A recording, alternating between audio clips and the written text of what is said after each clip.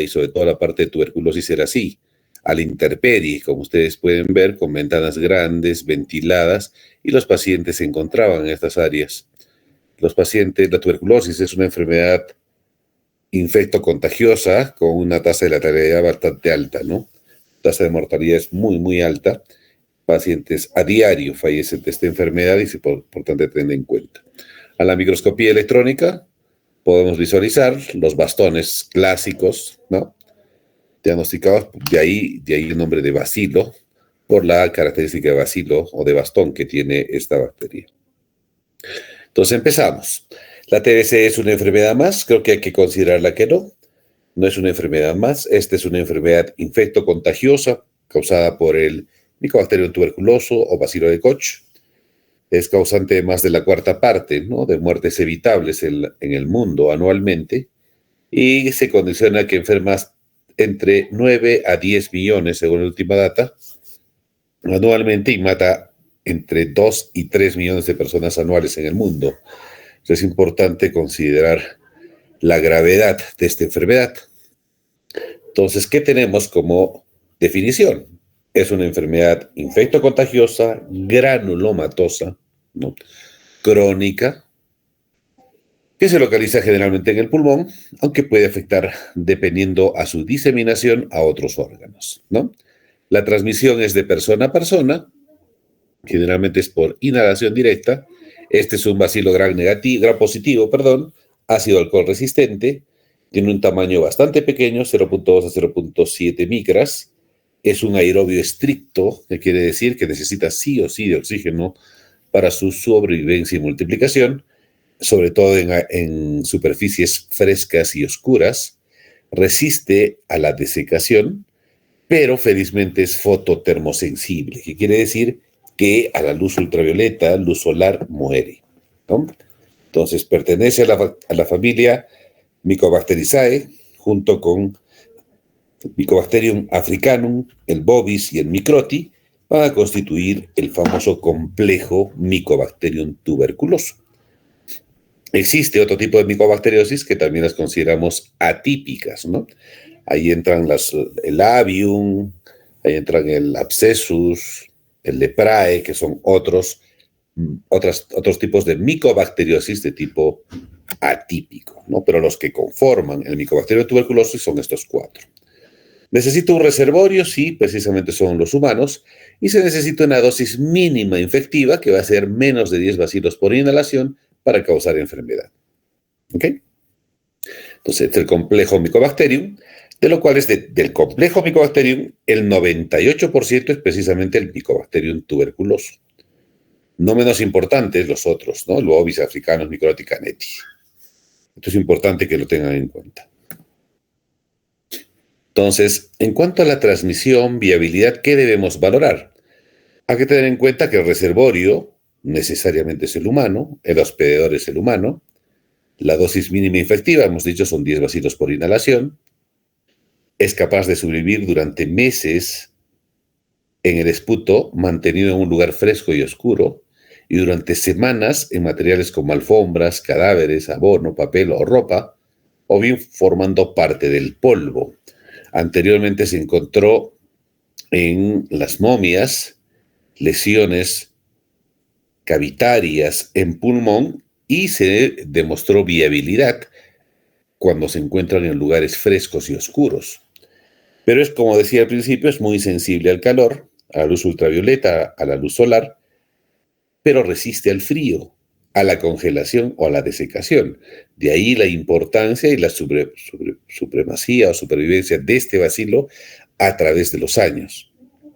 Las formas de resistencia de este Mycobacterium va a deberse, lógicamente, dependiendo en qué estado de latencia podamos encontrarlo. Entonces, los puntos claves de cómo se disemina el Mycobacterium tuberculoso. Una imagen. Desde el punto de vista estadístico, según el Ministerio de Salud, cada hora 4 ciudadanos peruanos se diagnostican con TB. Cada año se reportan un poquito más de 35.000 casos año con TB activa, de los cuales de este 35.000, 7 a 10 son producidos por cepas mutantes resistentes, sea, quiere decir, estamos hablando de entre 3.000, entre 2.800 y 3.000, son cepas resistentes o múltiples a drogas, y la tasa de incidencia global es de 106 por 100.000 aproximadamente. En el Perú, desde el año 2016 empezamos con 27.000 a 28.000 casos por año. Actualmente, a partir de 2020, subimos de 33 a 35. En el 2024-25 se han reportado 36.000 casos, ¿no? De los cuales 1.500 casos a 1.500 son TB-MDR y más de 150 son TB-XDR. La incidencia anual es de 106 por 100.000 habitantes. La prevalencia en el sexo, hay una discreta elevación mayor en el sexo masculino que el femenino, pero que en el tiempo se va igualando por el tema del grupo ocupacional. Anteriormente, por historia, la incidencia era mayor en el sexo masculino porque era el que más apoyaba en la canasta familiar, por así decirlo, era el económicamente más productivo. Pero en la actualidad ambos sexos tienen el mismo peso, y de ahí que la incidencia entre ambos géneros o sexos tiende a igualarse. La edad de mayor prevalencia, lógicamente, que va a ser la edad económicamente productiva, ¿no? Entre los 18 y 59 años, más del 73% de los casos. Se dice que también hay una mayor prevalencia, estadísticamente, en personas de raza afroamericana, es decir, en morenos, que tienen una mayor predilección a tener TBC. Cuando la epidemiología, en cuanto a los casos en Perú, esta data de 2019, nos habla de que 63% para varones, 36% para mujeres, la población más afectada entre los 18 y 59, ¿no? Que llega a un 70-75%, y las comorbilidades más afectadas con tuberculosis van a ser primero los pacientes VIH positivos, en un 58%, pacientes con diabetes en un 37%, pacientes neoplásicos en un 4%, ¿no?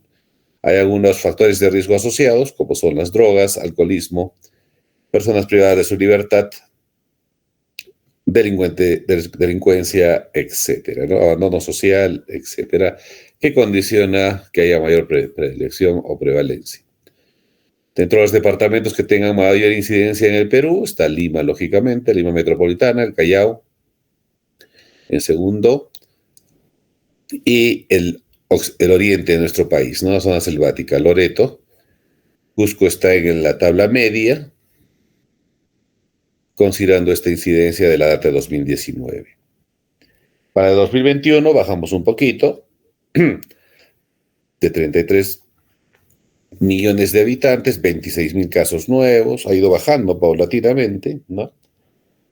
Casos nuevos 23.000, MDRs se mantiene, 1.250, bajaron los casos de XDR, 82, y las regiones con mayor predilección o prevalencia fueron estas las con línea roja, que es Lima, Ica, el Oriente, Loreto, Madre de Dios, Pucallpa, etc.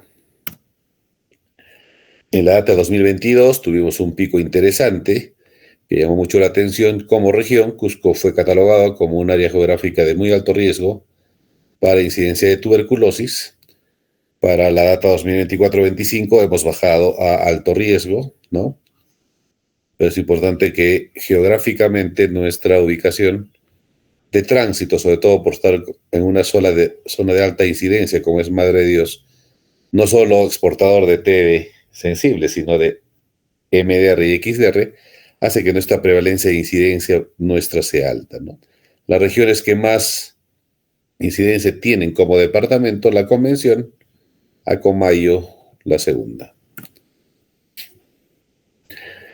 En cuanto ya lo dijimos, cuál es el grupo etario que tiene mayor carga de prevalencia, son generalmente los pacientes que están entre el grupo entre joven y adulto mayor, ¿no? O cuasi adulto mayor, que son el bloque más grueso, ¿no? Más del 70%, ¿no? 77% según esta data. Bien, entonces hemos terminado con lo que es la epidemiología de la tuberculosis.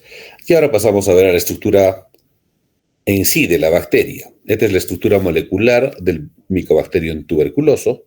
Como ustedes pueden ver, tiene doble capa bilipídica, ¿no?, que la hace resistente al contacto con medios ambientales, a la desecación de medios ambientales que lo puedan eliminar.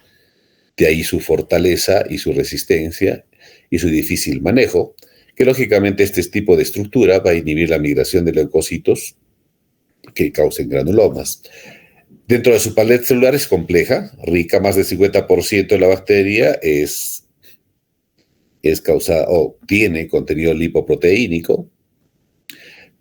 De esta, las propiedades van a ser la ácido resistencia, que haya un crecimiento lento, que haya resistencia a detergentes, antibióticos, que haya antigenicidad, que haya formación de agregados y cuando se multiplican activamente tienden a formar paquetes hidrofóbicos, ¿no?, o enlaces hidrofóbicos dentro de los ácidos micólicos y el ácido arábido-lactano, ¿no? Dentro de su membrana o la pared externa tiene una bicapa de arábido-lactano y una capa de peptidoglicanos que le da cierta resistencia a el ataque externo de otros elementos que pudiesen matarla, por así decirlo, que le va a dar un carácter hidrofóbico, como le decía, y que la va a hacer refractaria al ataque de los antibióticos por hidrólisis enzimática. Tiene una serie de elementos químicos que refuerzan su pared y su membrana, en realidad celular, ¿no? Este es un esquema donde nos va a mostrar la diferencia de una micobacteria en su estructura y bicapa lipídica con bacterias comunes, gram negativas o gram positivas, en las cuales solo tienen una sola capa y de ahí su vulnerabilidad y su sensibilidad cuando utilizamos antibióticos. La estructura modificada o una estructura más estructurada, más completa, el Mycobacterium hace la fuerza o resistencia de este Mycobacterium y que sea resistente a diferentes componentes, como hemos mencionado anteriormente. ¿Cómo se transmite la tuberculosis? Esta imagen es bien clara. Se va a transmitir por inhalación directa mediante nuestras famosas gotitas de Flügger, que nosotros eliminamos al hablar, cantar, respirar en sí, de una persona enferma, ojo, enferma, a una susceptible. Porque nosotros podemos tener contacto con tuberculosos, pero si nuestras defensas están conservadas, va a haber un bloqueo para poder contener o para poder formar o tener la aparición de esta enfermedad. Entonces, la propagación y la transmisión necesariamente es inhalatoria de una persona enferma a una susceptible. La forma de inhalación es aérea, ¿no? Y esa es la forma como ingresa el bacilo a nuestro organismo. No olvidemos que si bien tenemos diferentes tipos de tuberculosis de diferente localización, el punto de entrada del bacilo es aéreo. ¿Qué factores de riesgo tenemos para definir la predisposición de contraer esta enfermedad? Vamos a ver factores dependientes del caso índice, que quiere decir que el paciente con el cual hayamos tenido contacto, el grado de extensión de la lesión que tiene el paciente, si hay presencia o frecuencia de la tos, el número de secreciones, la virulencia de la cepa infectante, el número de bacilos presentes en el esputo y qué tratamiento antituberculoso está utilizando, actual o previo. También va a haber factores dependiendo a la virulencia de la cepa, donde nos va a servir el número de bacterias infectantes, la ruta de entrada al cuerpo, ya hemos visto que es inhalada, los efectos de los mecanismos de defensa del huésped, que quiere decir nuestra inmunidad innata, natural o adquirida, y las características intrínsecas de la bacteria. Dependientes del huésped susceptible, el tiempo de exposición. La susceptibilidad va a depender lógicamente del estado del sistema inmunológico del paciente, la edad del paciente, si tiene o no comorbilidades o algún tipo de inmunosupresión, quiere decir expuesto a corticoide por más de un mes o tratamiento quimioterápico o radioterápico, factores raciales y genéticos, hemos visto que hay mayor predisposición en pacientes afroamericanos, y también factores dependientes del ambiente. Hemos dicho que esta bacteria se mantiene, vive en lugares frescos y oscuros. Va a depender de la concentración del Mycobacterium, de la ventilación, de la humedad, si hay o no luz ultravioleta que permita su multiplicación, el hacinamiento y la pobreza, que son los factores de riesgo. La tuberculosis es catalogada la enfermedad de países de tercer mundo en vías de desarrollo y el nuestro está dentro de esa lista. Dependiendo del grado de lesión o de la extensión de la lesión, hay que considerar que si la producción del bacilo es cada 13 a 18 horas y no habiendo factores que se opongan a su multiplicación, en 3 semanas esta población sería superior a 4 billones en un paciente ya infectado. De ahí que es importante la búsqueda y seguimiento constante de los sintomáticos respiratorios. Algo que deben tener en cuenta es que un paciente con tuberculosis elimina al día aproximadamente 7.2 millones de bacilos durante las expiraciones, durante la respiración. Por eso que es importante identificar precozmente este tipo de pacientes. Una cavidad pulmonar, ojo, esta diapositiva, de unos 2 centímetros de diámetro, contiene aproximadamente 100 millones de bacilos en sus paredes. Entonces, no se olviden, un tuberculoso elimina 7.2 millones aproximadamente por día, y en una cavidad de 2 centímetros de diámetro, aproximadamente existen 100 millones de bacilos en sus paredes. Existen poblaciones bacilares intracelulares, existen poblaciones bacilares extracelulares y existen también poblaciones bacilares de crecimiento lento y otras de crecimiento rápido. Algunas de estas van a ser responsables de las recaídas y de los fracasos terapéuticos y otras de los síntomas, como por ejemplo las poblaciones bacilares extracelulares o de reproducción activa o rápida son los responsables de los síntomas, pero también del desarrollo de resistencias y fracasos terapéuticos. Pero las poblaciones bacilares de crecimiento lento o intracelulares van a ser responsables de las recaídas. Ojo con esta diapositiva, muchachos. Las poblaciones bacilares intracelulares van a ser responsables de las recaídas y las extracelulares de los síntomas y los fracasos terapéuticos. Entonces, ¿cuánto es la cantidad de bacilos que nosotros encontramos dependiendo del tipo de lesión? En un frotis positivo, un BK positivo, aproximadamente encontramos 10 a la 7 a 10 a la 9 bacilos para que sea positivo. En una lesión cavitaria, igual, 10 a la 7 a 10 a la 9. En un infiltrado, ¿no?, consolidativo de patrón alveolar en rayos X, 10 a la 4 a 10 a la 7 bacilos. En un nódulo pulmonar, 10 a la 4 a 10 a la 6, o sea, 1000 bacilos. En adenopatías, 10 a la 4 a 10 a la 6, más bajo. En TB renal sube la cantidad similar a la cavitaria, 10 a la 7 a 10 a la 9 bacilos. Y en una TB extrapulmonar, que usualmente no hay bacilos de multiplicación rápida, son más intracelulares, 10 a la 4 a 10 a la 6. Esto también es importante, este cuadro, que lo sepan de memoria. Entonces, en cada expectoración, para resumir esta primera parte, 7.2 millones se exputan en cada expectoración, una cavidad mayor a 2 centímetros de diámetro, existe aproximadamente 100 millones de bacilos en sus paredes. Los bacilos se reproducen, usualmente los de multiplicación rápida, entre 3 y 18 horas, los de lenta hasta 2 días, ¿no?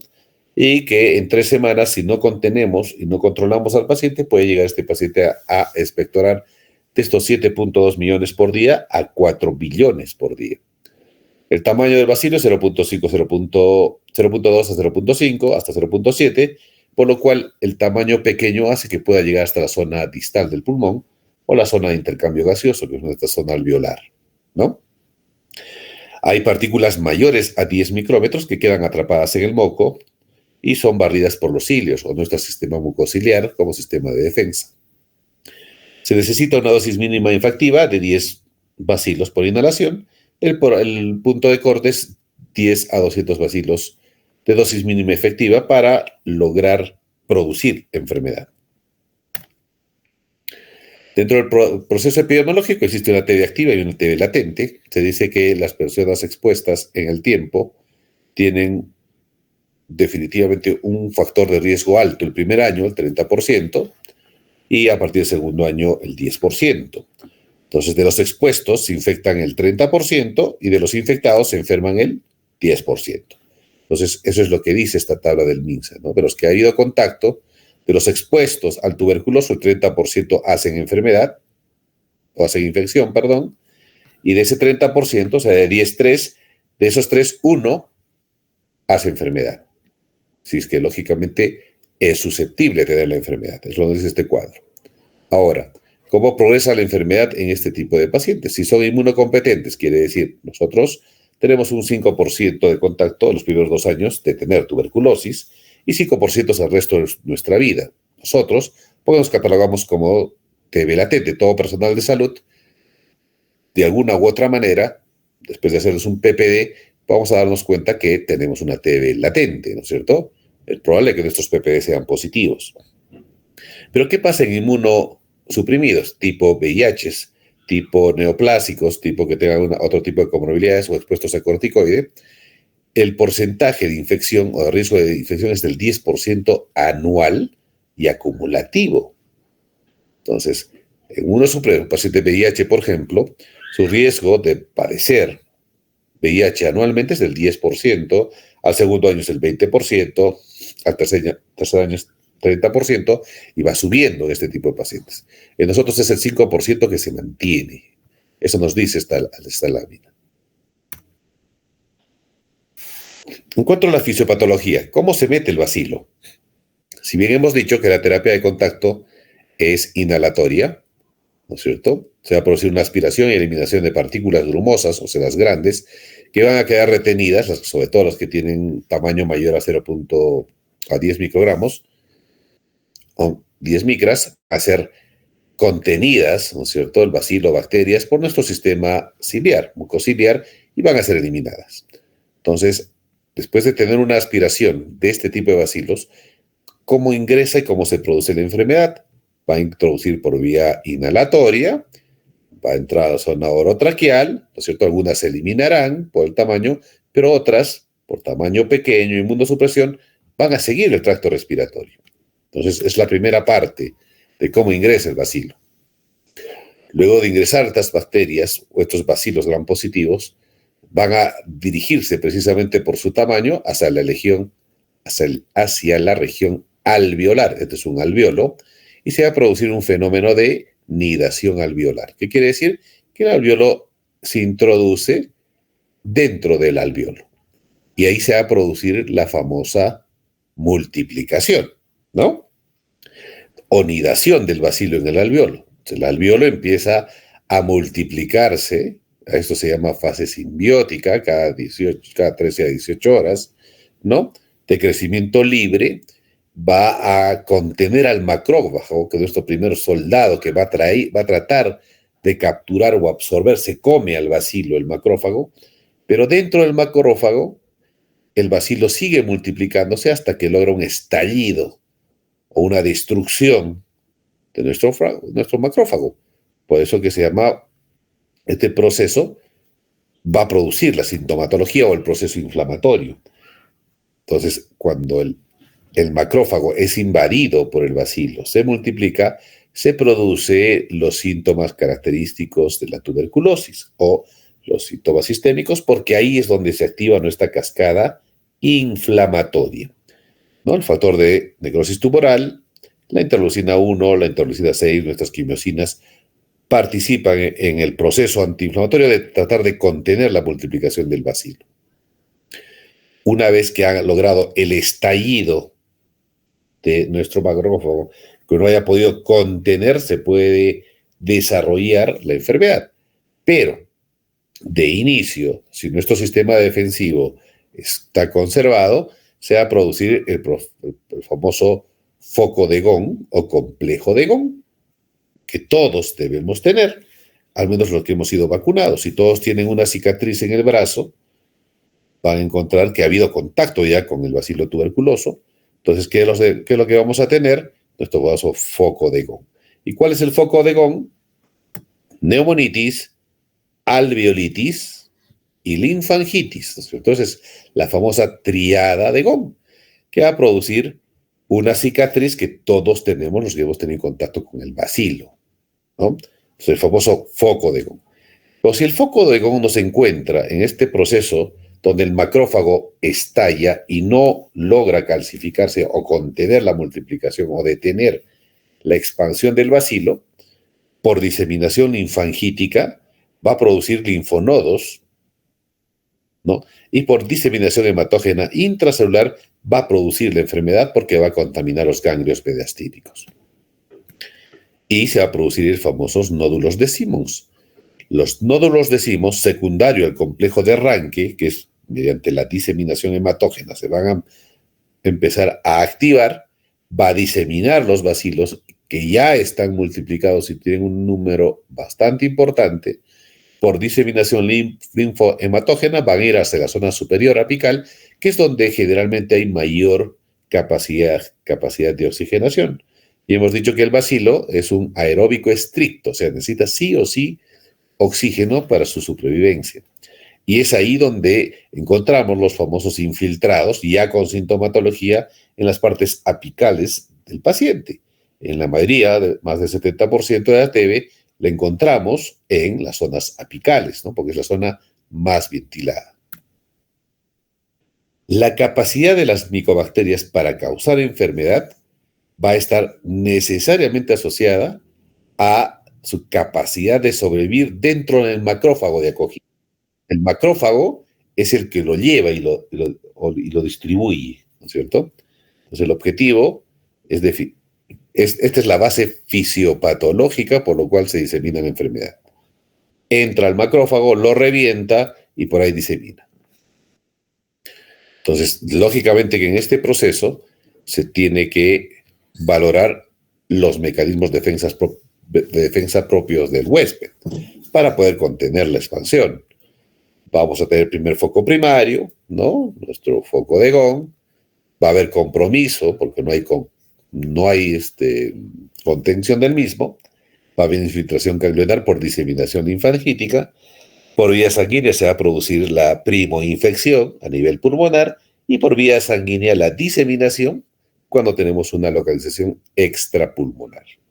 Entonces, es muy importante la vía linfática para la formación de la tuberculosis pulmonar y es muy importante la vía sanguínea para la localización extrapulmonar.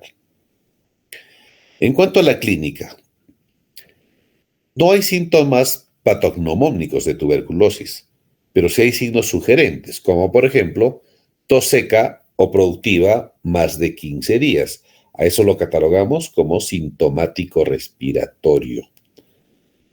Puede haber expectoración, tos con o sin síntomas o sin hemoptisis o sangrado de pulmón. Puede haber dolor torácico y puede haber síntomas generales, anorexia, adinamia, sudoración nocturna, pérdida de peso y fiebre. Esto en la tuberculosis pulmonar. En la extrapulmonar, lógicamente, va a depender del ganglio o del órgano afectado. Si es pleura, habrá un derrame, habrá dolor pleurítico. Si es ganglio, habrá nódulos fríos, ¿no?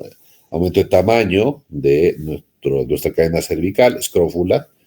Si es genitourinario, habrá la famosa triada de Colombino, que nos hablarán nuestros compañeros de la próxima clase. Y otros síntomas que van a depender, lógicamente, si es del sistema nervioso central, habrá convulsiones, trastorno de sensorio, etc. ¿Cómo llegamos al diagnóstico de la tuberculosis? Hemos visto un paciente con sintomatología, viene por tos, diaforesis, pérdida de peso, fiebre, por más de 15 días. Entonces ya tenemos nuestro primer concepto. Entonces, para valorar, lo primero es la clínica, ¿no? Con la sintomatología que viene el paciente. Lo segundo va a ser la confirmación de nuestra sospecha diagnóstica. Y para ello vamos a realizar nuestro examen vaciloscópico, nuestra vaciloscopía directa, ¿no? Si bien la vaciloscopía tiene una sensibilidad bastante baja, 25 a 30%, por eso que se pide hasta 3 muestras para cobertura un 80-90%, vamos a tener otros métodos, como nuestra radiografía de tórax, en la cual vamos a ver infiltrados, nódulos, cavidades o retracciones bronquiales, como se puede ver en imagen. También podemos utilizar nuestro PPD, sobre todo en pacientes para determinar contacto de caso índice, sobre todo en menores de 5 años o personal de salud. Y tenemos actualmente pruebas más directas como es el PCR en tiempo real o GeneXpert, ya sea Plus o Ultra, que nos sirve para identificar directamente el germen. También tenemos cromatografía gaseosa por espectrometría de masas. Tenemos también cromatografía de capa delgada. Tenemos cromatografía de líquida de alta resolución. Tenemos cuantiferón. Tenemos el ADA como otra prueba, sobre todo en TBC del sistema nervioso central, de líquido cefalorraquídeo o también en líquido pleural, ¿no? Y tenemos dosaje de anticuerpos por técnica de ELISA. O sea, tenemos diferentes pruebas desde el punto de vista molecular. Entonces, ¿cómo llegamos al diagnóstico? Por 4 ejes importantes. El clínico, el laboratorial o vaciloscópico, el radiológico y el epidemiológico. Es muy importante para llegar al diagnóstico. El epidemiológico, esta imagen es muy conocida, ¿no? Es importante la TB, por donde se contamina frecuentemente o mayoritariamente, si es que no es en una casa hacinada, ¿no? Con espacios pequeños sin ventilación, es el transporte público. Porque como ustedes pueden ver, se viaja de esta manera y si no abrimos las ventanas, y si no tenemos las ventanas abiertas, es un foco de contagio, un foco de transmisión bastante alto. Y es uno de los principales esto. Entonces es importante modificar ello, que estas zonas donde hay hacinamiento de personas, debe haber zonas de ventilación. La vaciloscopía, la técnica de Ziel-Nielsen sigue siendo la validada por la OMS y en nuestro país también, nos va a dar diferentes resultados, desde negativo hasta 3 cruces. Entonces, ¿cómo se caracteriza o cómo se interpreta la vaciloscopía? En nuestra muestra al microscopio, a técnica de Ziel-Nielsen, si no encontramos bacilos en 100 campos, lógicamente es negativo, ¿no? Si encontramos entre 1 a 9 bacilos ácido alcohol resistentes en 100 campos observados, lo vamos a definir como una vaciloscopía pausibacilar. Es un positivo pausibacilar. No es una cruza, es positivo pausibacilar porque se ha evidenciado 1 a 9 bacilos en 100 campos observados. Si observamos entre 10 y 99 bacilos ácido alcohol resistentes en 100 campos observados, quiere decir que al menos hay uno en todos los campos, es positivo una cruz. Si observamos 1 a 10 bacilos por campo en 50 campos observados, 2 cruces. Y si observamos más de 10 bacilos por campo en 20 campos observados, 3 cruces. No es igual, lógicamente, encontrar un paciente que tenga un BK 3 cruces con un pausibacilar. La carga de multiplicación, como lo hemos dicho al principio. Un paciente de inicio puede expectorar 7.2 millones, pero si no lo identificamos, no lo tratamos de inmediato o no hacemos el cerco epidemiológico, va a diseminar y a las 3 semanas va a botar 4 billones de bacilos y cuánta gente se contagia en ese camino. Pues es importante, una vez identifiquemos este tipo de pacientes, iniciemos tratamiento lo más precoz posible. Ahora, la prueba de tuberculina nos sirve para el estudio de contactos. La prueba de tuberculina positiva que va a indicar contacto previo con el bacilo tuberculoso. La prueba de tuberculina se realiza según la técnica de Mantoux, con la administración intradérmica en la cara anterior del antebrazo, 2 unidades internacionales de tuberculina PPD-RT23, que es el reactivo. La lectura se hace a las 48-72 horas, como pueden ver, y lo que se mide básicamente es la induración más no el eritema, ¿no? Entonces, no se mide el eritema, sino la induración. Y se dice que es positiva cuando mide o cuando es igual o mayor a 5 milímetros. 5 milímetros en pediátricos o adultos, 5 milímetros es el punto de corte. Lógicamente que en personal de salud, que podamos tener 10, 12, 13, 14, hasta 15 o más, no indica que tengamos tuberculosis, sino que hemos tenido contacto. Lo que dice acá, ¿no? Es una técnica de contacto con el bacilo tuberculoso. Personas con alto riesgo de infección de TB, contactos de casos de TB, trabajadores de salud, ahí estamos nosotros, personas que viven en albergues o asilos, personas de centros de detención o correccionales o penitenciarios y personal del laboratorio de microbiología o mortorios, es muy probable que salgan PPD positivo. Pero como repito, hay que discriminar si estamos frente a una TB latente, que es muy probable que tengamos todos, al menos personal de salud, o descartar una TB activa, que eso es lo que se trata. La tuberculina o la prueba o el PPD no es una prueba de diagnóstico para enfermedad, solo es un marcador de detección de contacto. Ahora, tenemos pruebas fenotípicas, ¿no?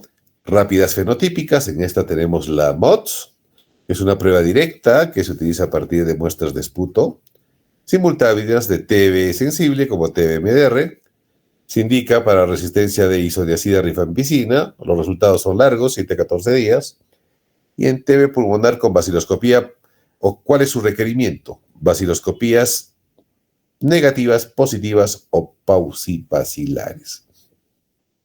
El CRIES es una prueba directa también a partir de muestras de esputo de baciloscopía positiva. Necesariamente para hacer GRIES tiene que haber una muestra positiva.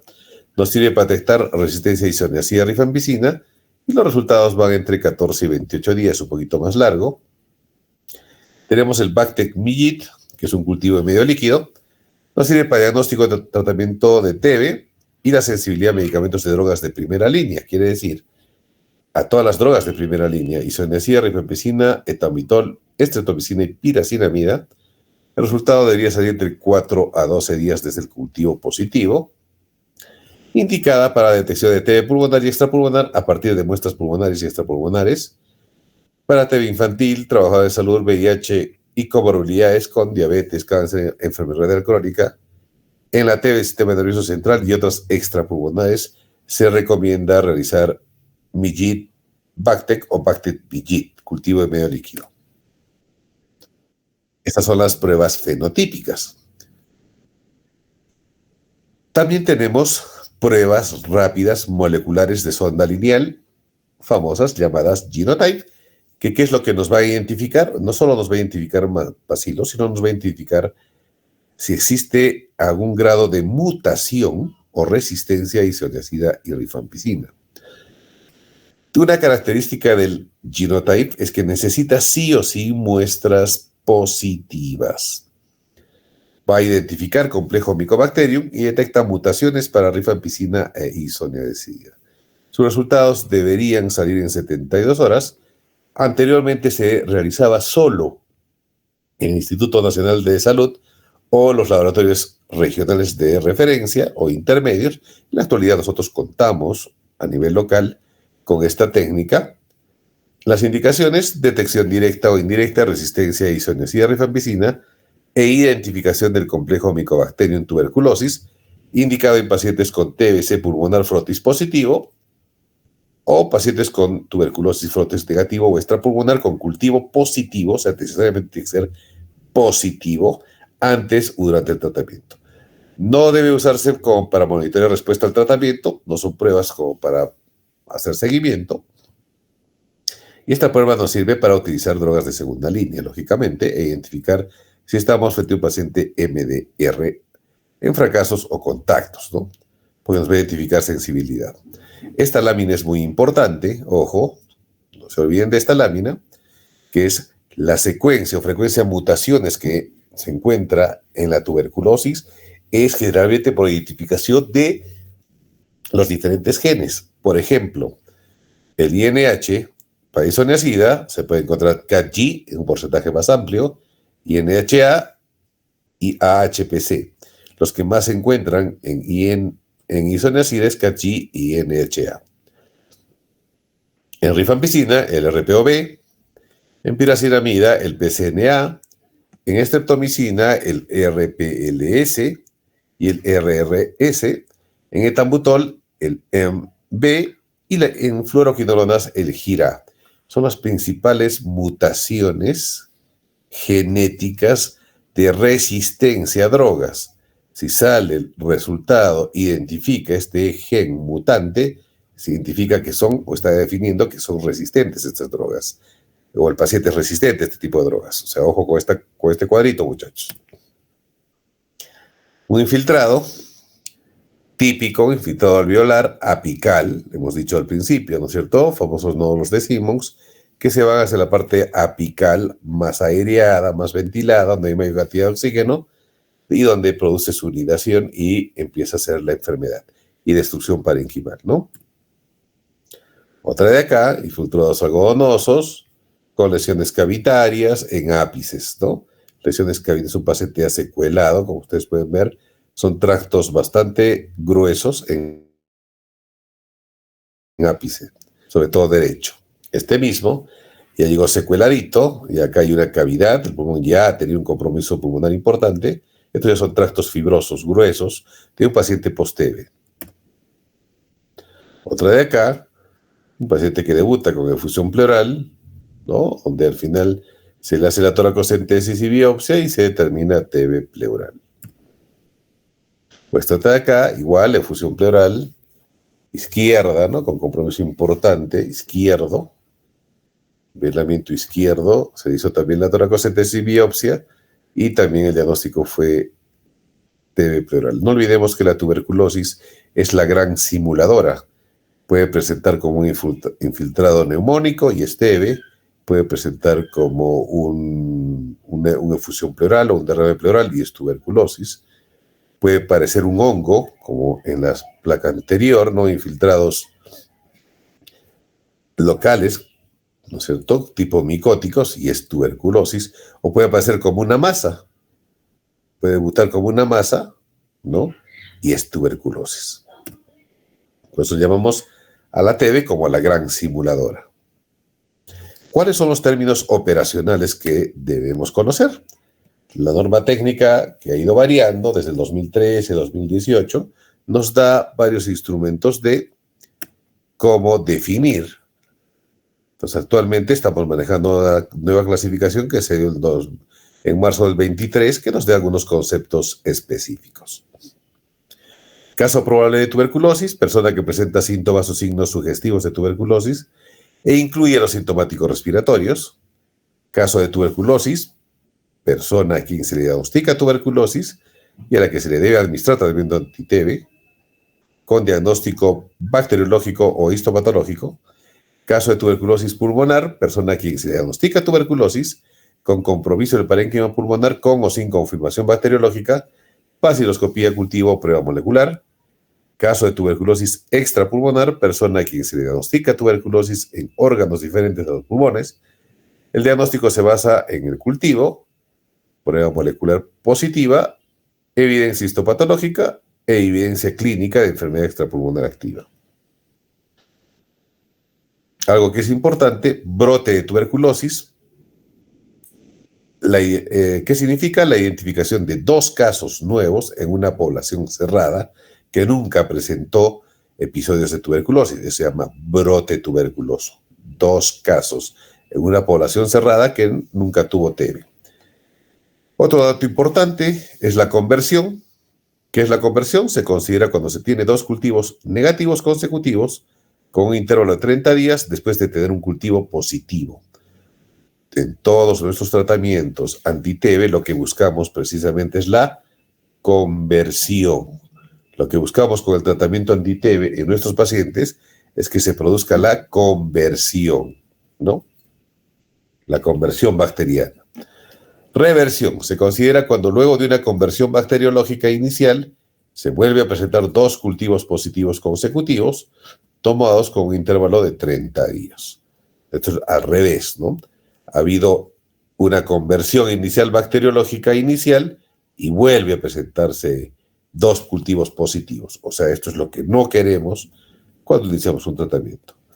Caso nuevo, paciente con diagnóstico de tuberculosis que nunca ha recibido tratamiento anti-TB o que lo ha recibido por menos de 30 días consecutivos o 25 dosis continuas, caso nuevo. Caso antes tratado, paciente con diagnóstico de TBC, con antecedente de haber recibido tratamiento antituberculoso por 30 días o más antes tratado. Recaída, paciente que presenta otro episodio de tuberculosis, diagnosticado de haber sido de alta como curado o como tratamiento terminado o tratamiento completo. Abandono recuperado, paciente que no concurrió a recibir tratamiento por más de 30 días consecutivos y es captado nuevamente para reiniciar tratamiento desde la primera dosis. Abandono recuperado. O sea, si pasó de 30 días calendario de recibir, ya es un abandono, ¿no? Fracaso terapéutico. Paciente que ingresa a un nuevo tratamiento luego de haber sido declarado como fracaso terapéutico. Con esquema TB sensible, curado. Paciente con confirmación bacteriológica al inicio, que concluye el esquema de tratamiento y cuenta con baciloscopía de esputo negativa en el último mes de tratamiento. Curado. Tratamiento completo. Paciente con tratamiento por completo. Paciente con confirmación bacteriológica al inicio, que concluye el esquema, tratamiento con buena evolución y en que no fue posible realizar la baciloscopía de esputo en el último mes de tratamiento. Paciente sin confirmación bacteriológica al inicio de tratamiento que concluye esquema de tratamiento con buena evolución. Fracaso terapéutico en paciente con TB sensible, ojo, paciente con baciloscopía o cultivo de esputo positivo a partir del 4.º mes de tratamiento. Tenemos un paciente sensible que no hizo conversión los primeros 2 meses y al 4.º mes sigue presentando baciloscopía o cultivo positivo, lo que tratamos como fracaso terapéutico. Abandono, paciente que inicia tratamiento y lo descontinúa por 30 días consecutivos o más. Y fallecido, paciente que fallece por cualquier razón durante el tratamiento de TBC, ¿no? Esto es la TB sensible. Pacientes con esquema MDR. Curado, paciente que concluye el esquema de tratamiento y cuenta al menos con 10 cultivos mensuales negativos, consecutivos a 12 meses de tratamiento programado para el caso de TBMR y TBXDR. Tratamiento completo, paciente que completó el tratamiento programado sin evidencia de fracaso, pero que no implica que cumple el criterio de curado porque no completó quizás algún cultivo de los 10. Fracaso terapéutico, paciente que no logra conversión bacteriológica hasta el 6.º mes de tratamiento en quien se produce reversión bacteriológica después del 6.º mes o cuando existe ampliación de resistencia. Este concepto del TB-MDR va a ir cambiando en el tiempo porque ahora tenemos nuevos esquemas de manejo. Este concepto de fracaso en el MDR al 6.º mes ya quedó en desuso. ¿Por qué? Porque ahora tenemos esquemas terapéuticos de 6 meses. Y el abandono, lógicamente, que abandonó por más de 30 días. Los nuevos términos nos hablan de algunos puntos puntuales, como por ejemplo, caso de pre-XDR y XDR específicamente. Caso de TB pansensible, aquel paciente que tiene sensibilidad a todas las drogas, ¿no? Caso MDR o multidroga resistente, caso con un paciente que presenta resistencia simultánea a isoniazida y rifampicina por pruebas convencionales. Caso de TB-XDR, paciente con resistencia simultánea a isoniazida, rifampicina, una fluoroquinolona por prueba rápida molecular o convencional y una droga oral, bedaquiline o linezolid, XDR. Paciente con TB monoresistente, caso en el que se demuestra a través de una prueba de sensibilidad convencional la resistencia solamente a un medicamento anti-TB. Tuberculosis poliresistente, caso en el que se demuestra a través de una prueba de sensibilidad convencional resistencia a más de una droga o medicamento anti-TB sin cumplir el criterio de MDR. Quiere decir, puede ser resistente a piracinamida e isoniazida, ese no es MDR, ese solo es poliresistente. MDR, nunca se olviden, es resistente solo a isoniazida y rifampicina. Y es lo nuevo que se actualizó es el concepto de paciente pre-XDR, ¿no? O pre-extensamente resistente, en el cual se define como resistencia simultánea a isoniazida rifampicina y una fluoroquinolona por prueba rápida molecular o convencional. Entonces, los casos según la resistencia, ya lo hemos dicho, por pruebas convencionales, TB sensible, sensible a todas las drogas primera línea, TB multidrugo resistente a isoniazida rifampicina, TB-XDR, a rifampicina, isoniazida, fluoroquinolonas y una droga oral tipo bedaquiline o linezolid. Otros casos como monoresistencia a un solo medicamento o poliresistencia a dos o más drogas sin criterio de MDR, ¿no? En cuanto al tratamiento, hay 4 pilares importantes que debemos definir. Son tratamientos prolongados, porque mínimamente son 6 meses de tratamiento. El objetivo es matar las diferentes poblaciones bacilares, ya sea las de crecimiento lento, intracelular y rápido extracelular. Evitar, lógicamente, la producción o selección de resistencia. Y el tratamiento se basa en asociación de medicamentos, dado que no es posible matar al bacilo solo con una droga. Por eso que se necesitan 3, 4, hasta 5 drogas para matar al bacilo. Entonces tenemos poblaciones bacilares de crecimiento rápido y crecimiento lento. Los de multiplicación rápida o extrapulmonar nos dan los síntomas, la muerte, contagio y resistencia. Necesitamos para estas poblaciones drogas bactericidas. Los de crecimiento lento y de multiplicación intermitente van a ser productoras de las recaídas y para ellas necesitamos drogas esterilizantes, ¿no? Entonces, dentro de nuestro arsenal terapéutico tenemos drogas de primera línea, isoniazida, rifampicina, piracinamida y tambutol. Los inyectables ya han pasado a la historia, ya se han retirado. Anteriormente existía este tipo de drogas. Cannabicina, micacina, caprio, ahora ya no las utilizamos. En drogas de segunda línea ahora ya tenemos ciprofloxacino, levofloxacino, moxi, cicloserina, ácido paraminosalicílico, etionamida, proteonamida, amoxi, ácido clavulánico, rifabutina, claritromicina, clofazimina, meroponen, imipenencilastatina y linezolid. Y habría que incluir ahora bedaquiline, delamanid y clofa, ¿no? Clofazimina, que ya estaba en las drogas. Entonces, ¿cuál es el objetivo? Los esquemas de tratamiento. Se necesita a las poblaciones bacilares extracelulares de multiplicación rápida, pH alcalino neutro, drogas potentes, isoniazida, streptomicina, rifampicina y tambutol, de moderada multiplicación lenta, población intracelular, piracinamida, rifampicina y isoniazida, de escasa multiplicación o esporádica, lesiones gaseosas, cavitarias, rifampicina y isoniazida penetra muy bien, de escasa multiplicación, ya sea en focos fibróticos o calcificaciones, va a depender lógicamente de la inmunidad del huésped. Estas 2 láminas que siguen son muy, muy interesantes porque nos va a mostrar la tasa, la actividad que tiene cada droga y la toxicidad que puede presentar. En cuanto a la actividad más bactericida, alta, isoniazida, rifampicina y quinolonas. Actividad esterilizante, rifampicina, esterilizante, piracinamida y quinolonas.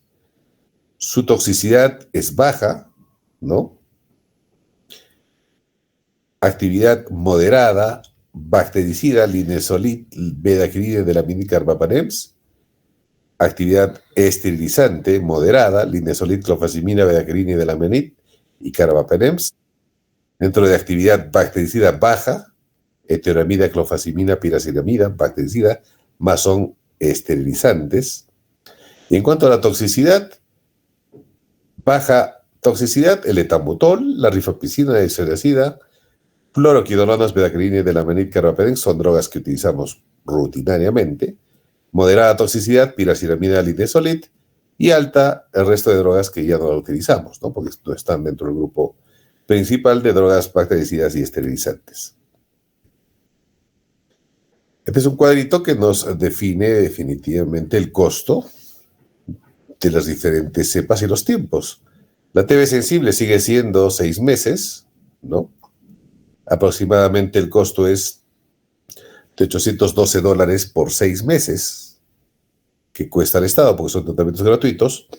La TMR anteriormente era 18 meses mínimamente hasta 24, ahora se ha reducido de 6 a 9 meses, o sea, este costo es referencial de $15,000 que era anteriormente, ha bajado a $10,000 aproximadamente el tratamiento por paciente.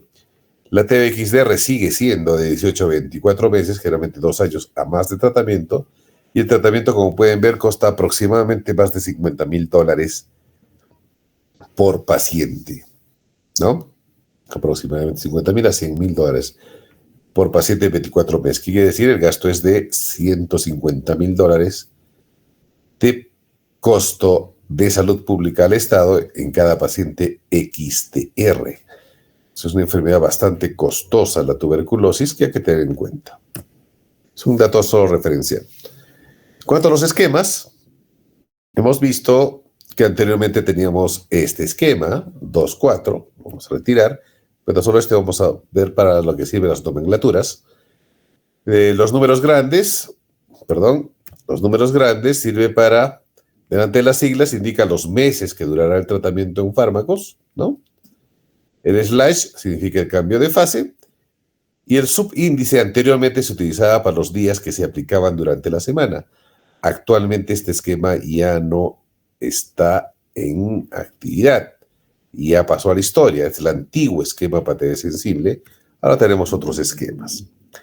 La primera fase es diaria ahora, se debe administrar 50 dosis diarias, de lunes a sábado, por 2 meses, y la segunda fase es también una dosis diaria, la cual va a llegar a 100 dosis, para completar las 150 días, o 150 dosis, perdón, de lunes a sábado, diario por 4 meses. O sea, ¿qué quiere decir? Que el nuevo esquema es este. Perdón, ¿dónde está? Que se me ha escapado. Ahorita les voy a ejemplificar con un cuadrito. La dosis kilo peso va a seguir siendo la misma. En personas mayores de 15 años, isoniazida 5 miligramos, rifampicina 10 miligramos, piraciramida 25 miligramos y etambutol 20 miligramos en la primera fase. Fase diaria, que esta se va a mantener en la segunda fase. Anteriormente subía a 10 isoniazida y 10 rifampicina. Ahora no, porque ya no es trisemanal, ahora es diaria. Entonces, la dosis 5 de isoniazida y 10 de rifampicina se mantiene. En pacientes menores de 15 años, la dosis es 10 miligramos de isoniazida kilo peso, 15 rifampicina, 35 piraciramida y 20 se mantiene el etambutol. En la segunda fase se mantienen las mismas dosis porque ya no tenemos trisemanal, igual en esta se mantenía 10-15. Estas dosis en pediátricos se mantienen en la segunda fase también, 10-15. Este cuadro es muy importante porque nos ayuda a diferenciar la acción, absorción y metabolismo de las drogas de primera línea. La rifampicina hemos visto que es un potente bactericida con poder esterilizante. Su absorción generalmente se retarda por alimentos, por eso se recomienda que se en ayunas. Su metabolismo es netamente hepático de rifampicina y su secreción mayormente es por heces y 20-30% por riñón. La isoniazida es altamente bactericida, no tiene potencia esterilizante, por eso que es importante en la primera fase. Mejor absorción en ayunas, igual a la rifampicina. Su metabolismo es hepático y su secreción generalmente es urinaria, renal. La piraciramida es un potente bactericida en medio ácido. Tiene efecto de efecto en alimentos con biodisponibilidad mínimo, o sea, con la comida podrían comer o tomar la piracinamida. El metabolismo también es hepático y el 70% se elimina por riñón. El etambutol es netamente bacteriostático, ¿no? Probablemente sea bactericida a altas dosis, pero no se ha confirmado. Más nos interesa su efecto bacteriostático, que nos sirve para poblaciones bacilares de crecimiento lento. El efecto con alimentos también es pobre. Con alimentos, o sea, se podría utilizar después de las comidas piracinamida y etambutol. Su metabolismo es renal y hepático y el 80% se depura por orina, riñón. Este es el nuevo esquema terapéutico de las drogas que nos plantea el MINSA. Para TB sensible, 2 meses de isoniazida, rifampicina, piracinamida, etambutol y 4 de isoniazida, rifampicina. Quiere decir, una primera fase de 50 dosis y una segunda fase de 100 dosis, lo que les decía anteriormente. En la tuberculosis resistente a isoniazida, 6 meses diario, con rifampicina, etambutol, piracinamida y levofloxacino, 180 dosis. Para los esquemas MDRs se han planteado tiempos más cortos. Habíamos visto que mínimamente era 1,5 a 2 años, ahora no. Tenemos el esquema Bipal-M para pacientes con tuberculosis resistente a rifampicina o MDRs puros, el cual el tratamiento son 180 dosis que consta de 6 meses de bedaquirine, protenamida, linezolid y moxifloxacino, o el esquema BLC, 9 meses de bedaquirine, linezolid, clofazimina, levofloxacino y piracinamida, 270 dosis por 9 meses. O tenemos los esquemas pre-XDR, el Bipal, para pre-XDR, 6 meses de bedaquirine, protenamida y linezolid, 180 dosis, o el esquema BLCC para pre-XDR en 18 meses, 540 dosis de bedaquirina, linezolid, clofazimina, cicloserina, piracinamida, la primera fase de 6 meses, y una segunda de linezolid, clofazimina, cicloserina y piracinamida para un esquema pre-XDR. En las drogas o los esquemas XDR parenterales endovenosos, el tratamiento va a ser 18 a 20 meses en el XDR necesariamente, entre 540 a 720 dosis, y las drogas que podemos utilizar fue imipenem-cilastatina o meropenem, delamanid, cicloserina u otros medicamentos según perfil de resistencia. Mínimo se necesita 5 drogas cuando hablamos de pacientes XDR. Entonces, el esquema sensible para pacientes inmunocompetentes y con VIH, antes había una discriminación en el paciente sensible y el paciente con VIH, eran diferentes los esquemas, ahora no, es diario, este es el esquema oficial, 2-4, 2 meses, 50 dosis de isoniazida, rifampicina, etambutol, piracinamida, y 4 meses diario de isoniazida y rifampicina, 100 dosis tomadas, sumadas son las 150 dosis. Indicado inicialmente en todos los casos de tuberculosis pulmonar o tuberculosis extrapulmonar, excepto TB miliar, sistema nervioso central y osteoarticular, en los cuales el tratamiento es más largo, pasa a 12 meses, ¿no es cierto? Se indica inicialmente en todos los casos nunca tratados y antes tratados, lógicamente es indicado por prueba de sensibilidad, sensible isoniazida rifampicina. Estamos hablando de una TB sensible. En pacientes con TB sensible extrapulmonar, sea milia, sea sistema nervioso central o osteoarticular. Un segundito, por favor. Un ratito que se me apaga esto. ¿Qué?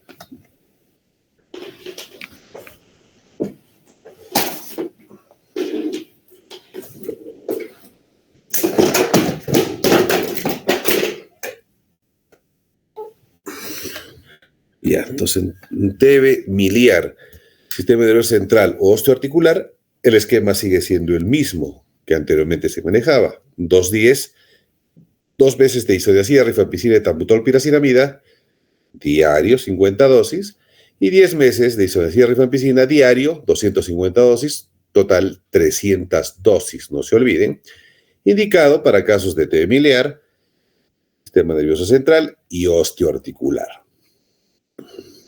Indicado inicialmente en todos los casos, nunca tratado si antes tratado con o sin VIH. Debe incluirse, lógicamente, un equipo multidisciplinario para definir la afectación de los órganos, ¿no es cierto? Y, lógicamente, debe estar confirmado por una prueba rápida de sensibilidad. Estamos hablando de una TB sensible extrapulmonar, ¿no? Para considerar ello. Ahora, se debe considerar que se debe añadir corticoides sistémicos si estamos frente a una TB miliar, sistema nervioso central y pericárdica. En estos casos, se debe añadir al esquema corticoterapia. Ahora, ¿qué nos dice la norma técnica nueva? Nos habla de un nuevo esquema diseñado para tuberculosis no grave en niños entre 3 meses a 16 años y con un peso corporal mayor a 3 kilos. La segunda fase puede administrarse solo por 2 meses. También está incluido en TB ganglionar intratorácica sin obstrucción de las vías respiratorias, derrame pleural no complicado, sin neumotórax y empiema, o enfermedad paucivacilar sin cavernas, limitada a un lóbulo pulmonar y sin patrón miliar. El esquema en este tipo de pacientitos se ha planteado solo de 4 meses. 2 meses de isoniazida, rifampicina y tabutol-piracinamida, 50 dosis, y 2 meses de isoniazida, rifampicina diario, 50 dosis, para completar los 4 meses de tratamiento exclusivamente solo en este tipo de pacientes. Una TB no grave en pediátricos. Entonces, resumiendo, la TB extrapulmonar, 10 meses, ¿no es cierto?, en los cuales vamos a añadir corticoterapia, 1 a 1.5 miligramos kilogramo peso de prednisona o su equivalente, por 2 a 4 semanas, seguido de una disminución progresiva del 30% de cada dosis, cada semana hasta su suspensión, generalmente 4 a 6 semanas. Dosis de las TBs extrapulmonares que comprometen milia, sistema nervioso central y osteoarticular. En los casos de TB extrapulmonar, va a ser aquella persona quien se diagnostica TBC de un órgano diferente, lógicamente el pulmón, y el diagnóstico se va a basar básicamente al cultivo, prueba molecular positiva o anatomía patológica que evidencie la clínica. Los tipos de TBs extrapulmonares se van a definir: TBC extrapulmonar con confirmación bacteriológica, TBC extrapulmonar con confirmación histopatológica o anatomopatológica y TBC extrapulmonar sin confirmación bacteriológica. En presencia del compromiso tanto pulmonar como extrapulmonar, el caso se define como TB pulmonar. En los casos de TB miliar se define como caso de TB pulmonar. Ojo, entonces la TB miliar también se define como una TB pulmonar. Esto para la nomenclatura, ¿no? ¿Qué factores de riesgo tenemos para tener tuberculosis MDR? Haber sido contacto de una TB MDR, lógicamente, VIH positivo, pacientes diabéticos, personal de salud, intervalos cortos de recaídas, mayor a 6 meses, persona recluida de su libertad, personas que hayan tenido reacciones adversas farmacológicas, personas que hayan tenido tratamiento por médico particular. No olvidemos que la tuberculosis, hay algunos inescrupulosos que tratan TB particularmente, cuando las drogas no son de expendio libre, no se venden en farmacias, porque es un medicamento controlado por el ministerio y gratuito. En pacientes que hayan tenido abandonos recuperados, pacientes multitratados. Otro dato importante: pacientes que hayan tenido un BK inicial de 3 cruces o hayan iniciado un esquema inadecuado o no se haya hecho el seguimiento. Esto quiere decir que no se ha hecho el seguimiento a la prueba de sensibilidad. Pacientes con contactos de fallecidos por TB o pacientes con fracaso a tratamiento son factores de riesgo para tener una TB MDR. Ahí estamos nosotros. Dentro de los esquemas de tratamiento, en el tiempo ha ido cambiando. Hemos tenido esquemas como estos: grupo A, grupo B, grupo C, grupo D, hasta esquemas grupo A, B, C, ¿no es cierto?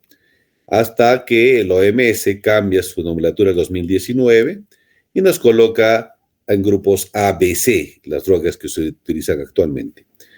Dentro del grupo A están las quinolonas, bedaquiline y linezolid. Dentro del grupo B, clofazimina, cicloserina. Y dentro del grupo C, imipenencilestatina, meropenem, delamanid, piracinamide, tambutol, amicacina, etionamida, etc. Estas son las drogas anti-TBs para tuberculosis drogoresistente, ¿no? Entonces, si ustedes pueden ver si es drogoresistente, se podría utilizar piracinamida y etambutol, porque todas la catalogan una resistencia a este tipo de drogas, ser MDR, por ejemplo. Para los drogoresistentes, vamos a utilizar 3 de los medicamentos del grupo A, seguido de 2 del grupo B, suficiente, son los 5 drogas, pero podríamos utilizar algunas drogas del grupo C para completar las 5. Dentro de nuestro arsenal terapéutico, tenemos algunas drogas que tenemos un bastante arsenal terapéutico, en realidad, y las formas de presentación para el tratamiento de TB. Tenemos algunos esquemas individualizados de algunos casos particulares, como por ejemplo, si encontramos resistencia a drogas de primera línea. Anteriormente se utilizaba este tipo de esquemas, ¿no? Ahora se ha ido sintetizando. La isoniazida ya se ha cumplido solo a 6 meses diaria, ¿no? No se divide a 6 drogas, pero algunos casos particulares, como por ejemplo, si tenemos resistencia a isoniazida y etambutol, se aplica este esquema, 2 meses de rifampicina, piracinamida, levofloxacino y podría ser cicloserina, y 7 meses de rifampicina, piracinamida, levofloxacino. O si tenemos una resistencia a isoniazida, piracinamida, 2 meses de rifampicina, etambutol, levofloxacino, cicloserina, ya no utilizamos estrepto porque ya no utilizamos inyectables, y 7 meses de rifampicina, etambutol, levofloxacino. O si tenemos resistencia o monoresistencia a piracinamida, utilizamos este esquema, 2-7. 2 meses de rifampicina, isoniazida, etambutol y 7 meses de rifampicina, isoniazida. O si es una monoresistencia de etambutol, 2 meses de rifampicina, isoniazida, piracinamida y 4 meses de rifampicina, isoniazida. Simplemente se obvia la droga y de ahí nos damos cuenta qué drogas son más potentes. Nunca olvidar que del esquema sensible, las drogas más importantes en general de la tuberculosis, el esquema más potente o las drogas más potentes siempre va a ser rifampicina e isoniazida. Entonces, ¿cómo se hace el diseño para las drogas para pacientes pre-XDRs y XDRs? Se incluye los medicamentos del grupo A, al que sea o se presuma sensible, y hemos visto fluoroquinolonas. ¿Qué más eran, muchachos? ¿Se acuerdan? Fluoroquinolonas, bedaquilina, linezolid, grupo B, clofazimina, cicloserina y grupo C, los demás. Entonces, ¿qué dice la diapositiva? Se incluyen los medicamentos del grupo A, las 3, se agregan los medicamentos del grupo B, las 2, ya tenemos las 5, y se completa el esquema con drogas del grupo C de acuerdo al perfil de resistencia o reacciones adversas. El tratamiento debe contar con al menos 5 drogas y la fase de continuación debe contar mínimo con 3 drogas. El tratamiento del XDR o XDR o pre-XDR o XDR es entre 18 y 24 meses. Los nuevos esquemas hacen que se pueda combinar. Entonces tenemos las primeras 4 drogas, 3 del grupo A, 1 del grupo B, ¿no es cierto? Y podemos añadir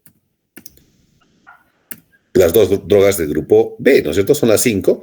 Y podemos agarrar, dependiendo del perfil de resistencia y o reacción adversa, cualquier droga del grupo C para completar nuestros 5 drogas, ¿no? El esquema para TBXDR se ha detectado resistencia a fluoroquinolonas, es un MDR. Anteriormente se tenía este esquema, ¿no? Un núcleo básico oral, polinesolid, bedaquiline o delaminiclofazimina, y también se tenía un núcleo básico endovenoso, ¿no? Linesolid, carbapenem, tioriacida. Hemos visto que en la nueva guía que salió en diciembre del 24 ya nos especifica el tipo de drogas que utilizamos de acuerdo al perfil de resistencia y la prueba de sensibilidad, ¿no? Es importante considerar si existe 1 o 2 comorbilidades, si hay una extensión de deterioro pulmonar y si hay trastornos psiquiátricos, sobre todo si utilizamos cicloserina. Nada más por esta diapositiva, porque ya los inyectables ya no se utilizan. Entonces, volvemos a lo anterior. Esquemas pre-XDR y XDR, grupo A, las 3, una fluoroquinolona, bedaquiline, linezolid. Del grupo B podemos utilizar las 2 y ya estarían las 5 drogas, pero dependiendo de la resistencia del caso, podemos utilizar alguna droga del grupo C para completar los 5 medicamentos. ¿Qué reacciones adversas a medicamentos frecuentes tenemos? La TB es fácil de diagnosticar. La tuberculosis, tenemos la clínica, hacemos un laboratorio, su vaciloscopía, sale positivo, TB. Iniciamos tratamiento, es lo más fácil. ¿Por qué es tan difícil el manejo de la tuberculosis? Es precisamente por las reacciones adversas que tiene. Más de un 35-40% hace reacciones adversas. Las más frecuentes, en orden de frecuencia, es la hepática, segundo la gástrica y tercero la dérmica. Y esta tabla nos orienta a algunas drogas que nos puedan sugerir. Isoniazida puede producir incremento de transaminasas, tipo hepatitis, neuropatía periférica y reacciones cutáneas. La rifampicina, incremento de transaminasas, elevación transitoria de bilirrubinas, hepatitis tipo colestásica, o sea, elevación de la fosfatasa alcalina, anorexia, síntomas gastrointestinales tipo náuseas, vómitos, reacciones cutáneas, la piracinamida, tipo hepatitis, síntomas gastrointestinales, poliartralgias, esa es la característica, mialgias, ataques de pseudogota, hiperuricemia y reacciones cutáneas. El etambutol, la famosa neuritis retrovulvar, neuritis periférica y reacciones cutáneas. El estrepto, que anteriormente se utilizaba, ahora ya no, felizmente, porque causaba toxicidad vestibular de tipo irreversible, vestíbulo coclear, y renal, dependiendo de los casos, ¿no? Insuficiencia renal. En las drogas de segunda línea, la cicloserina, cefalea, insomnio, cambios de conducta, irritabilidad, depresión, psicosis, convulsiones, letionamida, síntomas gastrointestinales, náuseas, vómitos, dolor abdominal, hepatitis, hipotiroidismo, aminoglucósidos, que ya felizmente no se utilizan, pero que se utilizaban, amicacina, caramicina, caprio, lo que producía dolor en sitio de inyección, hipocalemia o hipomagnesemia, nefrotoxicidad, ototoxicidad vestibular, coclear, parestesias, etc. El ácido paramino salicílico, que también ya lo han retirado, pero anteriormente se utilizaba, que producía síntomas gastrointestinales, náuseas, vómitos, dolor abdominal, hepatitis, hipotiroidismo, síndrome de mala absorción. Si se dan cuenta, el hipotiroidismo está en etionamida y en el PAS. Y las fluoroquinolonas generalmente son bien toleradas, pero puede producir artralgias y mialgias. Hay un RAN artral por fluoroquinolonas, síntomas gastrointestinales y sobre todo prolongación del intervalo QT, que es importante medirlo. Deben tener un QT corregido máximo en 450 milisegundos. El que pudiese producir eso es moxifloxacino, por eso los pacientes que van a utilizar fluoroquinolonas debe ser evaluado siempre por un cardiólogo para el inicio del esquema. Entonces, estas son las reacciones adversas más comunes. Tenemos algunas imágenes acá, ya para ir cerrando, donde podemos ver por tomografía el famoso patrón árbol en brote, característico de TBC. No es 100% fidedigno, pero un 90% nos apunta a TB, ¿no? El componente epidemiológico es muy importante porque también tiene imágenes gruesas que podría ser también hongos. Pero el patrón, al menos en nuestro país, árbol en brote, este patrón es sugestivo de tuberculosis. Una cavidad típica, ¿no es cierto? Una cavidad que nos habla también de TBC. Otra cavidad bien definida, una paciente fémina, bien circular, con bordes regulares, que nos denota actividad, ¿no?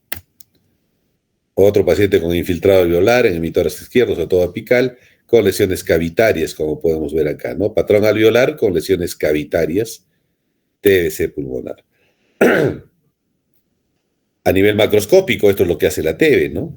Pulmón hace perforación, destrucción de parénquima pulmonar, las famosas cavernas con sangrado, que puede llegar a la muerte del paciente, ¿no? Miren cómo causa es la lesión, la tuberculosis, ¿no? Las lesiones son bastante impactantes.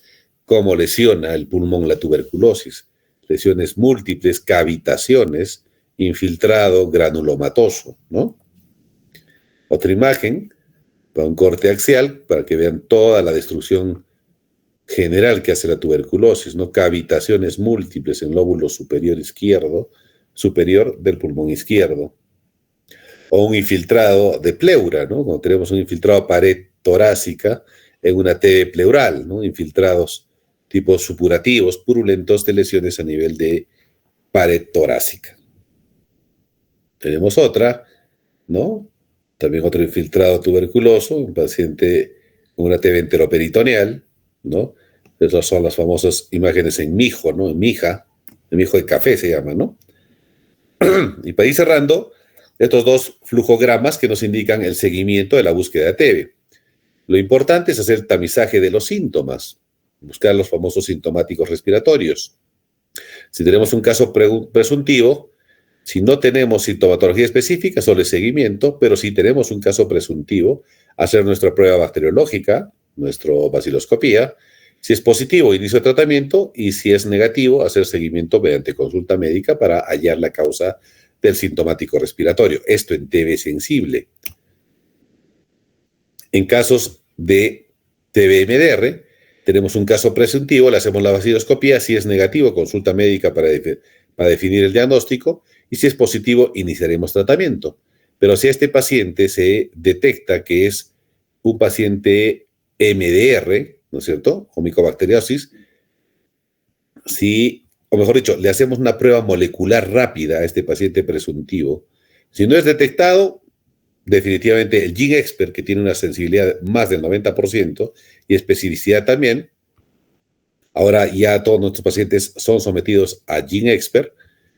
Si no detecta GeneXpert, se descarta el caso de TB, entonces va a consulta médica porque es negativo, pero si es detectado, se lo cataloga como un caso de tuberculosis, se le hace sus pruebas de sensibilidad de primera y segunda línea, ahí definimos el cuadro, se le hace pruebas de sensibilidades fenotípicas tipo Bactemyrid o cultivo, y ahí se evalúa la resistencia a medicamentos para definir si es un caso sensible o es un caso MDR. Entonces, este es el flujograma que corresponde al manejo correspondiente. En la actualidad contamos con baciloscopía y como contamos también con GeneXpert. En un caso que tengamos la sospecha de que es un caso presuntivo de TB, ¿no? Entonces se hacen las pruebas y si ya sale negativo, automáticamente se descarta el diagnóstico. Y bien, este mensaje me parecía muy interesante porque hemos visto de que más de 3 millones mueren al año, fundamentalmente, y más de 1 millón dejó de ser atendido en este periodo de tiempo. Entonces, la verdadera pandemia no fue el SARS-CoV-2 o COVID-19, sino la tuberculosis que la tenemos actualmente. Bien, muchachos, con esto hemos terminado este tema extenso, pero muy bonito, que es la tuberculosis, que es importante que lo tengan. Hemos visto todos los tópicos desde la parte epidemiológica, fisiopatología, la clínica, los métodos diagnósticos y el tratamiento. La TB es uno de los ejes importantes en su conocimiento básico de pregrado, porque sea la especialidad que ustedes hagan en el futuro, van a ver tuberculosis. ¿Alguna pregunta, muchachos? ¿Alguna pregunta? ¿O todo ha estado claro? Hola, hola, ¿están ahí? Todo claro, doctor. Todo claro, doctor. Doctor, yo quería hacer una pregunta. No me quedó claro Dale. sobre por qué ya no se hace terapia por otras vías, doctor. ¿Por qué solo es por vía oral? Porque la tasa de abandonos y de efectividad, según la OMS, los inyectables primero han demostrado que está dentro de la clasificación otras en efectividad de potencia anti-TB. Eso por un lado. Y por otro lado, teníamos una tasa alta de abandonos, porque no es cómodo de que te estén poniendo un inyectable intramuscular por 4 o 6 meses. Aparte de las reacciones adversas y el tiempo prolongado de los esquemas largos de año y medio a 2 años. Entonces, según la última clasificación de la OMS y el estudio de otros países con incidencia alta de tuberculosis, que los esquemas simplificados, acortados, vía oral, tienen una respuesta positiva y también una buena adherencia. Por eso que la OMS lanza las recomendaciones y el Perú ha optado por agarrar esas recomendaciones y reducir los esquemas. En caso de MDRs ya tenemos esquemas de 6 meses a lo que eran año y medio, orales, que es mucho más cómodo para el paciente y hay una mejor adherencia. Y es básicamente esa la respuesta a que ya hemos dejado el tratamiento de terapia enteral, endovenosa, etcétera, por vía oral, que es mucho más cómodo y más potente, ¿no? Lógicamente que esas drogas son más caras también, pero estamos en condiciones de tenerlas, ¿no? Gracias, doctor. Bien, ¿alguna otra pregunta?